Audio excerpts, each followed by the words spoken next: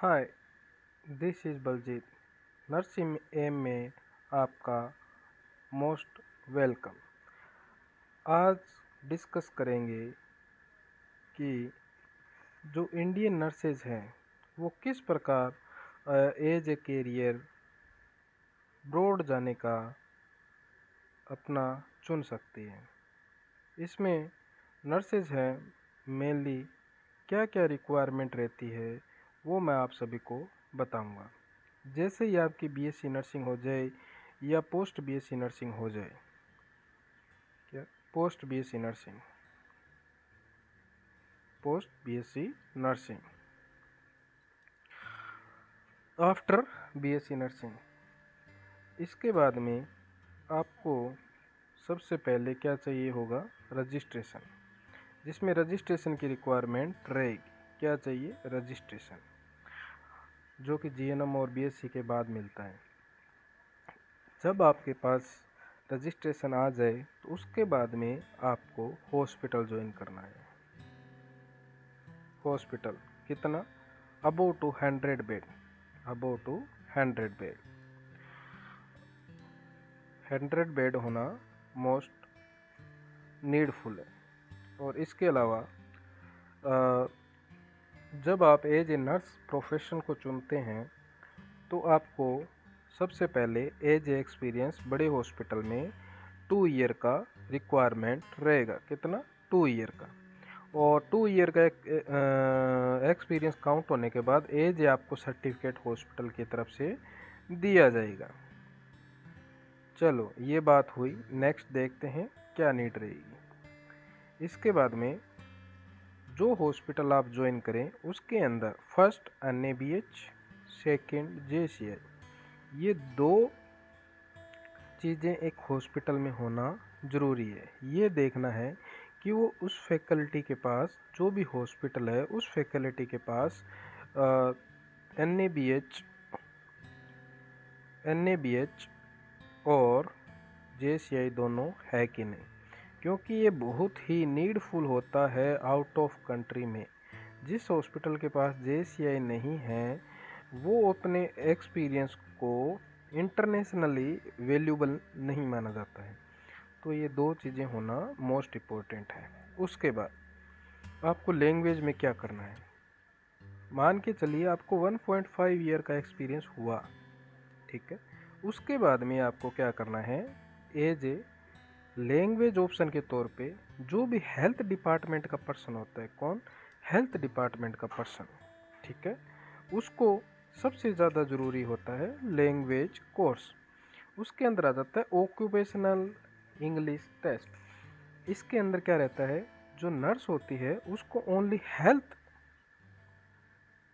से related guide किया जाता है। हेल्थ जो कोर्स होता है, हेल्थ रिलेटेड जो कोर्स होता है अकॉर्डिंग हॉस्पिटल पॉलिसी, वो उसको कोर्स करवाया जाता है। एज ए इंग्लिश में उसको प्रैक्टिस करवाया जाता है। इंग्लिश में एज ए प्रैक्टिस करवाया जाता है। और उसमें एज ए ग्रेड होता है ABCD। उस ग्रेड में आपको अगर ए मिल रहा है तो वो टॉप लेवल का है, यानी आपने OET जब भी कंप्लीट किया एज ए इंग्लिश कोर्स के तौर पे, इंग्लिश टेस्ट के तौर पे, वो भी ऑक्यूपेशनल टाइप का, उसमें आपने A ग्रेड पाया तो A1 है। अगर B ग्रेड है तो चलेगा, यानी आप एलिजिबल हो आउट ऑफ कंट्री में अप्लाई करने के लिए। उसके अलावा पूछेंगे आप, सर इसके अलावा कौन सा कोर्स होता है जो हमें लैंग्वेज कोर्स करना पड़ता है आउट ऑफ कंट्री जाने के लिए रिज्यूम से पहले? तो वो होता है आईलेट्स। ये भी आईलेट्स आपको कम से कम 1 ईयर लगता है। OET से ज़्यादा टाइम इसमें स्पेंड होता है। तो आप पूछेंगे सर इसके लिए हमें क्या करना चाहिए? इसके लिए आपको कुछ नहीं, जो ये इंग्लिश लैंग्वेज कोर्स है, इंग्लिश लैंग्वेज कोर्स है, तो इसको एज ए आपको अगर 6 मंथ पहले ट्राई करेंगे तो हो सकता है उसमें बैंड कम आए आपके। मान के चलो आपके 5 बैंड आ रहे हैं 6 मंथ में आपने ट्राई किया, ठीक है, 6 मंथ के अंदर। तो आपको क्या करना है, ईजिली आपको सबसे पहले जब भी आपके 1 ईयर कंप्लीट हो हॉस्पिटल लाइफ में, तो आपको सबसे पहले कंप्लीट होते ही, यानी अबाउट टू 1 ईयर, आपको आईलेट्स कोर्स ज्वाइन करना है। ज्वाइन करने के बाद में आप उसको नेक्स्ट 6 मंथ के अंदर आपका एग्ज़ाम होता है। क्या होता है? एग्ज़ाम, जिसमें आपका वो बोलने का, जैसे एजे, स्पीकिंग, राइटिंग, लिसनिंग, तीनों टाइप के टेस्ट होते हैं। तो अगर आप में उसमें अबाउट टू 6.5 बैंड आ जाते हैं तो आप एलिजिबल होते हैं आउट ऑफ कंट्री में अप्लाई करने के लिए। और ये सबसे ज़्यादा ज़रूरी होता है यूरोप कंट्रीज़ में। कौन से में? यूरोप कंट्रीज़ में ये सबसे ज़्यादा वैल्यूबल होता है। और इसके अलावा अगर आपको अरब कंट्री में जाना है, अरब कंट्री का मतलब समझ रहे हो आप, यानी मुस्लिम कंट्री जितनी भी है उनमें जाना है, तो ये आईलेट्स ओईटी की ज़रूरत नहीं होती। उसमें डायरेक्ट आपको 3 ईयर का एक्सपीरियंस चाहिए, जो कि मैंने पहले बताया है। अगर आपको जाना है यूरोप कंट्रीज़ के अंदर तो ओनली 2 ईयर का एक्सपीरियंस आपको हॉस्पिटल क्लिनिकल का चाहिए। तो उसके बाद में आप आईलेट और ओईटी करने के बाद में आप एलिजिबल हो जाते हो आउट ऑफ कंट्री में जाने के लिए। चलो ये बात हुई। इसके बाद में देखते हैं क्या करना है नेक्स्ट। आपको बताता हूँ बीएलएस और एसीएलएस है क्या। सर ये क्या चीज़ है जो आप हमें शो कर रहे हैं? तो ये बताना चाहता हूँ, बीएलएस का मीन होता है बेसिक लाइफ सपोर्ट। क्या होता है? Basic life support. ये एक ऐसा सर्टिफिकेट होता है जो हॉस्पिटल की तरफ से दिया जा रहा है, जैसा ये है वैसा सर्टिफिकेट है। हेल्थ एड सॉल्यूशन ये कंपनी का नाम है। कोई भी अगर जैसे अप्रूव्ड हॉस्पिटल होता है उसमें खुद का मैनेजमेंट है, इसको आपको करने के लिए बोलेगा। और ये हर 6 मंथ में अपडेट होता है और ये आपको करना ही करना है। और आपको हर 6 मंथ में इसको रिन्यूअल कराना है। ACLS का फुल फॉर्म है एडवांस कार्डियक लाइफ सपोर्ट और BLS का फुल फॉर्म है बेसिक लाइफ सपोर्ट। ये दोनों नीडफुल होते हैं अगर आपको आउट ऑफ कंट्री जाना है तो। क्योंकि आप जब भी किसी हॉस्पिटल के अंदर अगर आप रिज्यूम दे रहे हैं तो रिज्यूम के बेसिस पे आपको वहाँ पे BLS और ACLS को भी अप्रूव्ड करना होता है कि हमारे पास BLS और ACLS है। उसी के बेसिस पे आप आउट ऑफ कंट्री में रिज्यूम दे सकते हैं। तो ये दोनों चीज़ें आपके लिए नीडफुल रहेगी। चलो ठीक है, नेक्स्ट देखते हैं क्या है। इसके अलावा नेक्स्ट पासपोर्ट। सर हम पासपोर्ट कब अप्लाई करें? पासपोर्ट आपको पहले अप्लाई नहीं करना है, क्योंकि एक पासपोर्ट अगर आप अप्लाई करते हैं तो उसके पीछे रीज़न बता देता हूँ। क्योंकि इसमें 5 ईयर यानी 5 ईयर में ये रिन्यूअल कराना होता है। मान के चलो आपने इसको 2 साल पहले अप्लाई किया तो 3 साल तो आपके पास फिर आपको रिन्यूअल के लिए दोबारा प्रोसेस करने के लिए काफ़ी सारा काम करना पड़ेगा। तो ऐसा करना ही नहीं है। अगर आपके पास आईलेट्स ओईटी ये सब कंप्लीट हो जाता है तो उसके बाद में अप्लाई करिए, ताकि आप नेक्स्ट 3 मंथ के अंदर आप अगर वीज़ा अप्लाई करते हैं, नेक्स्ट 3 मंथ के अंदर अगर आप वीज़ा अप्लाई करते हैं तो आप मतलब उसका 4.5 ईयर से ऊपर का टाइम आपको आसानी से मिल जाएगा। तो हमेशा पासपोर्ट कब अप्लाई करना है? जब आईटी ओईटी एक्सपीरियंस सब काउंट हो गया हो तब। और इसको अर्जेंट बेसिस पे अप्लाई करें तो विद इन 15 डे के अंदर ये बन जाता है, अर्जेंट अप्लाई करें तो।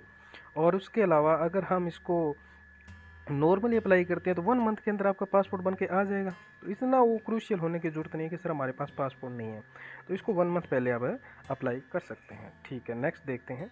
नेक्स्ट इसमें मैंने लिस्ट ऑफ डॉक्यूमेंट किए हैं, क्या क्या डॉक्यूमेंट आपको रिक्वायर रहेंगे। First passport during hospital duty before completion 2 year आपको बताया पासपोर्ट चाहिए होगा। ओल्ड डॉक्यूमेंट जितने भी मार्कशीट है, रजिस्ट्रेशन है, आईएनसी में आपको रजिस्ट्रेशन करवाना बहुत ज़रूरी होता है, इसलिए मैं इसको मार्क कर देता हूँ। आईएनसी में आपको रजिस्ट्रेशन करवाना नीडफुल रहेगा। उसके अलावा सर स्टेट काउंसलिंग का रजिस्ट्रेशन भी चलेगा, यानी दोनों होने आपके पास ज़रूरी है। उसके अलावा वीज़ा प्रोसेस करने के लिए आपके पास कोई भी एजेंट होना चाहिए जो आपका बिलीवेबल हो, ताकि वो आपको सारी चीज़ें प्रोसेस बता सके आपको क्या करना है क्या नहीं, कब टिकट करना है कब नहीं, और कब उनसे रिप्लाई आ रहा है उसके अकॉर्डिंग वो टिकट करेगा। उसके अलावा आपके पास बैंक बैलेंस जो कि नीचे दिया हुआ है, बैंक बैलेंस सबसे इम्पोर्टेंट होता है। जब आप आउट ऑफ कंट्री जाते हैं तो आपके अकाउंट में इतना पैसा होना चाहिए कि आप 1 मंथ वहाँ पे स्पेंड कर सकें। यही मैंने लिखा है, 1 मंथ अगर आप वहाँ पे स्पेंड कर सकें। उसके अलावा चलो देखते हैं रिज्यूम के अंदर आपको क्या है, जब भी किसी हॉस्पिटल में अब्रॉड कंट्री में जाते हैं तो उससे पहले कम से कम 2 हॉस्पिटल के अंदर आपके पास रिप्लाई आया हो तब आप वहाँ पे जा सकते हैं। यानी आपको पता होता है किस एड्रेस के ऊपर वो हॉस्पिटल है, हॉस्पिटल का नाम क्या है, उसके अलावा कौन सी उसके अंदर एजेंसी है जो हॉस्पिटल की जो आपको जॉब दे रही है, ये आपको सबसे पहले पता होना चाहिए, ताकि आपकी रिक्रूटमेंट प्रोसेस होती है तो उसमें आपको सब पता होता है मुझे कहाँ जाना है कहाँ नहीं जाना है। उसके अलावा आपको पहले से पता होना चाहिए कि मेरी सैलरी कितनी है। मान के चलो आपको 2.5 लाख है तो ये पहले से डिसाइड होना चाहिए।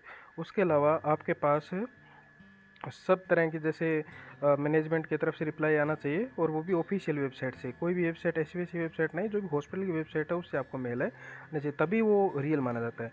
और एक बात और, अगर आपको जाना है उससे पहले आप यहाँ क्या काम करेंगे, सबसे पहले इंडियन एम्बेसी होती है, इंडियन एम्बेसी, वहाँ पे अप्रोच करने के बाद, वहाँ जाने के बाद एक बार इंडियन एम्बेसी में आप एक बार रजिस्ट्रेशन ज़रूर करवाएंगे कि हम आप इस कंट्री में जा रहे हैं या इस कंट्री में आ चुके हैं, तो अभी सर मेरा ये नाम है, वो वहाँ से हूँ। आप मेरे को एवरी 6 मंथ में मुझे, या एवरी 1 मंथ में आप मुझे एक बार कॉल करके एक बार वेरीफाई करते रहेंगे। और मेरा हॉस्पिटल वहाँ है, वहाँ पर मेरे को एज ए स्टाफ नर्स मुझे वहाँ ज्वाइनिंग मिल रही है, या नर्सिंग ऑफिसर के बेस पे ज्वाइनिंग मिल रही है। तो ये हमारे देश की जो भी इंडियन एम्बेसी है उसको पता होना चाहिए, और आप एक बार ज़रूर विजिट करेंगे कहीं भी जाने से पहले, ये आपके लिए सेफली रहेगा। तो इतना ही मुझे बताना था आपको। अगर ये आपके लिए वीडियो हेल्पफुल रहा है तो आके आपको बेल आइकन का नीचे निशान दिखाई दे रहा होगा, उसको ज़रूर दबाइएगा। और मैं आपको वेरी वेरी आपके फ्यूचर के लिए मैं आपको बहुत सारा गुड लक दे रहा हूँ, और आप प्लीज़ इस चैनल को सब्सक्राइब करिएगा। Thank you.